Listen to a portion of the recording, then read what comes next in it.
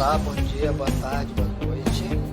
Sou Valdemiro Gomes e esta é mais uma videoaula que disponibilizamos. Nosso objetivo é contribuir para a sua aprendizagem no sentido de entender o mundo em que vivemos e arrebentar nas provas, seja da escola, dos concursos, vestibulares, processos seletivos e Enem, que fazem parte da nossa realidade. No encontro de hoje, vamos tratar do capitalismo liberal ou industrial, uma fase que se desenvolve aí por volta mais ou menos de um século, na segunda metade do século XVIII e primeira metade do século XIX. O marco dessa fase é a primeira Revolução Industrial, que trata-se da invenção da máquina a vapor. Em outras palavras, inventou-se o motor. O berço da primeira Revolução Industrial foi o Reino Unido. Até então, o Reino Unido da Grã-Bretanha, não se tinha ainda a Irlanda. A máquina, para funcionar, ela precisa de combustível. Nesse caso, o recurso natural que passou a ser utilizado como principal fonte de energia é o carvão mineral. E por que a primeira Revolução Industrial ocorreu exatamente no Reino Unido? Ou às vezes a gente sempre ouve como Inglaterra, mas não só na Inglaterra, né? É Inglaterra, Escócia e País de Gales. O Reino Unido havia tido uma grande acumulação de riqueza na fase anterior, dispõe de recursos naturais. No entanto, esses recursos naturais, como carvão mineral e minério de ferro, ele também está em vários outros espaços do mundo. Então, por mais que ele seja um fator importante, ele não vai ser determinante para que tenha acontecido na Inglaterra. A principal razão de ter sido o Reino Unido o berço da primeira Revolução Industrial é que foi nesse país onde primeiro a burguesia ascendeu ao poder.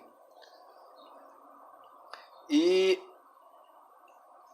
ela criou as bases para que essa revolução acontecesse. Ela desencadeia uma série de processos como êxodo rural, urbanização. Esses processos, por terem uma magnitude significante, eles serão trabalhados em episódios específicos.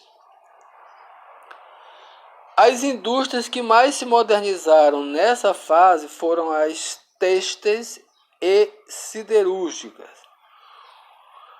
Uma consequência espacial da utilização do ferro em larga escala, ou em escala industrial, foi o desenvolvimento do transporte ferroviário e, evidentemente, a expansão das ferrovias. Por ter sido o berço da primeira Revolução Industrial, o Reino Unido tornou-se a maior potência econômica, política e militar do planeta. Nesse sentido, produzindo infinitamente mais que todo mundo, aos ingleses não interessava mais a vigência do pacto colonial, até porque sua principal colônia, os Estados Unidos, já se tornaram independentes. Portanto, nesse contexto, tem-se a independência política de quase todas as colônias da Espanha e Portugal na América. É desse período o fim do processo de escravização do africano negro na América, como consequência do fim do tráfico negreiro decretado pelos ingleses. A doutrina política que passa a vigorar nessa fase, na qual os governos passam a se pautar, é o liberalismo, que é uma teoria do escocês Adam Smith, para a qual o Estado não deveria intervir na economia, não deveria regulamentar o mercado. O desenvolvimento do sistema dar-se-ia pela livre concorrência entre as empresas e entre os indivíduos. Essa doutrina ela era muito interessante aos ingleses porque eles não tinham concorrente. Quando vieram as crises econômicas no final do século XIX, início do século XX, ela foi abandonada, mas isso é munição para um outro momento. Chegamos ao fim de mais uma videoaula. Se você achou que contribuiu, compartilhe nas suas redes sociais, deixe os seus comentários, inscreva-se no canal e obrigado pela atenção.